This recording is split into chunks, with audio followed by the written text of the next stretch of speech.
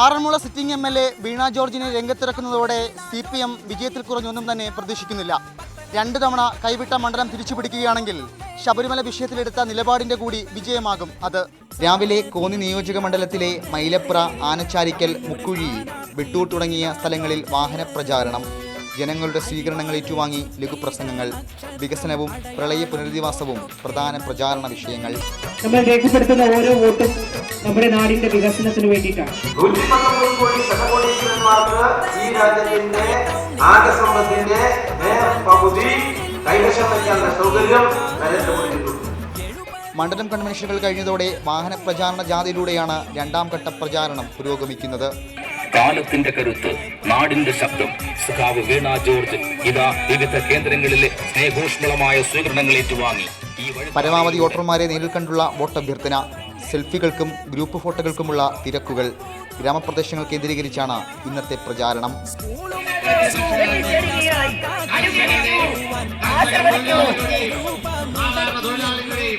കോന്നി നിയമസഭാ മണ്ഡലത്തിലെ രാവിലത്തെ പ്രചാരണങ്ങൾക്ക് ശേഷം LDF സ്ഥാനാർത്ഥി വീണ ജോർജ് ലാക്കൂർ, പൂങ്കാവ് മേഖലകളിലേക്ക് വൈകുന്നേരത്തെ വാഹന പ്രചരണം ആരംഭിച്ചിരിക്കുകയാണ്. പരമാവധി വോട്ടർമാരെ നേരിൽ കണ്ടാണ് സ്ഥാനാർത്ഥി വോട്ടഭ്യർത്ഥിക്കുന്നത്. പ്രചാരണ ചൂട് വൈകുന്നേരത്തിലേക്ക്. എല്ലായിടത്തും ഗംഭീര സ്വീകരണങ്ങൾ.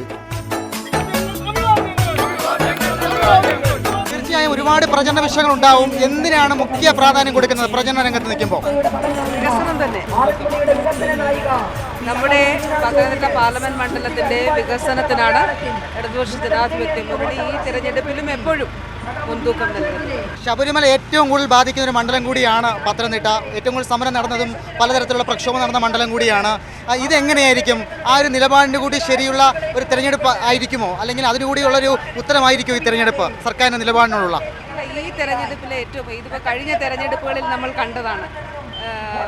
ഇത് കഴിഞ്ഞ ശേഷമുള്ള ഉപതെരഞ്ഞെടുപ്പുകളിലൊക്കെ വളരെ വ്യക്തമായ മേൽക്കൈയാണ് ഇടതുപക്ഷത്തിന് ലഭിച്ചത്. ഈ എല്ലാ തെരഞ്ഞെടുപ്പുകളിലും ജനങ്ങളുടെ വിഷയം വികസനമാണ്. അവരുടെ കുടിവെള്ളം, അവരുടെ റോഡ്, അവരുടെ സ്ഥാപനങ്ങൾ, ആശുപത്രികൾ, അവരെ ബാധിക്കുന്ന രീതിയിലുള്ള വിഷയങ്ങളിൽ ആർക്കാണ് ഏറ്റവും നല്ല ഇടപെടാൻ കഴിയുക? 5 വർഷം ഒരാളെ തെരഞ്ഞെടുത്ത് അയക്കുമ്പോൾ നാടിനു വേണ്ടി എന്ത് ചെയ്തു എന്നുള്ളൊരു ചോദ്യം ഉണ്ടല്ലോ. അപ്പോൾ ആ ചോദ്യത്തിന് ആരാണ് ഏറ്റവും നല്ല ചെയ്യാൻ കഴിയുക എന്നുള്ളതാണ് ഇവിടുത്തെ ഏറ്റവും പ്രസക്തമായ കാര്യം. പത്തനംതിട്ട ലോക്സഭാ മണ്ഡലത്തിനെ അപേക്ഷിച്ച് നോക്കുമ്പോൾ ഇനി ഇവിടെ ഉണ്ടാകേണ്ട ഒരു വികസനം, അല്ലെങ്കിൽ ഈ ഒരു മണ്ഡലം രൂപീകൃതമായി 10 വർഷം കഴിഞ്ഞു.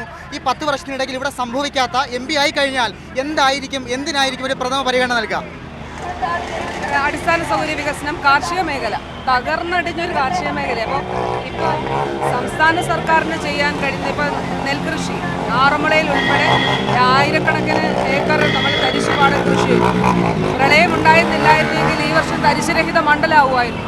അപ്പോൾ അങ്ങനെയുള്ള വികസന പ്രവർത്തനം. പക്ഷേ കേന്ദ്രത്തിൻ്റെ നയം തെറ്റാണ്. ഇപ്പോൾ റബ്ബറുമായി സംബന്ധിച്ച്, കുരുമുളക് സംബന്ധിച്ച ആ നയങ്ങളിൽ മാറ്റം ഉണ്ടാകണം. അപ്പോൾ ആ രീതിയിലുള്ള ശക്തമായിട്ടുള്ള ഇടപെടൽ, കർഷകരെ സംരക്ഷിക്കുകയും കാർഷിക മേഖലയെ പുനരുദ്ധരിക്കുന്നതിന് വേണ്ടിയിട്ടുള്ള അതിശക്തമായ ഇടപെടൽ ഉണ്ടാകും. 1. 2. അടിസ്ഥാന സൗകര്യ വികസന മേഖല, ദേശീയപാതകൾ ഈ 10 വർഷത്തിനുള്ളിൽ എത്രയെണ്ണം നിർമ്മിക്കപ്പെട്ടു? ഇതുപോലെ പ്രാധാന്യമുള്ള ഒരു മണ്ഡലത്തിന് ദേശീയപാതകൾ നമുക്ക് ഇപ്പം ഒരു ഉദാഹരണം, കൊല്ലം തേനി, അടൂർ മണ്ഡലത്തിൽ നിന്ന് ആറന്മുള വന്ന് ആറന്മുള റാന്നി കടന്ന് അങ്ങനെ പോകുന്നതായിരുന്നു പഴയ മൂലൂർ എസ് പത്മനാഭ പണിക്കർ ശ്രീമൂലം പ്രജാസഭയിൽ പറഞ്ഞ ആ വഴിയാണ്. അവിടെ അന്ന് മൂലൂരൊക്കെ മുൻകൈ എടുത്ത് വെട്ടിയത്. ഇതിപ്പോൾ സംസ്ഥാന സർക്കാർ BMC 75 കോടി രൂപയ്ക്ക് അടൂരും ആറന്മുളയും ഭാഗങ്ങൾ ചെയ്യുന്നുണ്ട്. അത് ദേശീയപാതയായിട്ട് വരണം. ഒരു ഭാഗം 2 റൂട്ടുണ്ട്. അപ്പുറത്ത് കോട്ടയത്തൂടെ ഉണ്ട്, ഇപ്പുറത്തൂടെ. അപ്പോൾ ഇതുവഴി നമുക്കത് വരണം. പിന്നെ ഏറ്റവും വളരെ ലളിതമായി തിരുവല്ലയിലൊരു റെയിൽവേ സ്റ്റേഷനുണ്ട്. ഒന്ന് പോയി കാണണം റെയിൽവേ സ്റ്റേഷൻ. ആ റെയിൽവേ സ്റ്റേഷൻ ഈ പത്തനംതിട്ട ജില്ലയിലെ ഏക റെയിൽവേ സ്റ്റേഷൻ, ഈ പാർലമെൻറ്റ് മണ്ഡലത്തിലെ ഏക റെയിൽവേ സ്റ്റേഷൻ. ഇപ്പോൾ കാഞ്ഞിരപ്പള്ളിയിലും പൂഞ്ഞാറും ഉള്ളവർ തിരുവല്ലയിലേക്ക് വരില്ല. പക്ഷേ അവർക്ക് മറ്റ് കോട്ടയം റെയിൽവേ സ്റ്റേഷനുമൊക്കെയുണ്ട്. പക്ഷേ ചങ്ങനാശ്ശേരിയും കോട്ടയമുണ്ട്. പക്ഷേ തിരുവല്ല റെയിൽവേ സ്റ്റേഷൻ എത്ര പരിതാപകരമായ അവസ്ഥയാണ്. അതൊരു രാജ്യാന്തര നിലവാരത്തിലേക്ക് ഉയർത്തുക. പിന്നെ റാന്നി പോലുള്ള പ്രദേശങ്ങളിൽ, റാന്നിയുണ്ട്, അതുപോലെയുള്ള പ്രദേശങ്ങളിൽ ഒരു റെയിൽവേ റിസർവേഷൻ കൗണ്ടറുകളില്ല, ടിക്കറ്റ് റിസർവേഷൻ കൗണ്ടർ, അത് റിസർവേഷൻ കൗണ്ടറുകൾ കൊണ്ടുവരാം.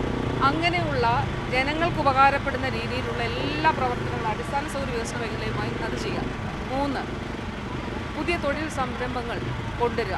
അതിന് ടൂറിസം മേഖല, പിൽഗ്രിം ടൂറിസം, ഹെറിറ്റേജ് ടൂറിസം, അതുപോലെ തന്നെ വളരെ പ്രകൃതി രമണീയമായിട്ടുള്ള സ്ഥലങ്ങളുള്ള ഒരു മണ്ഡലമാണ്.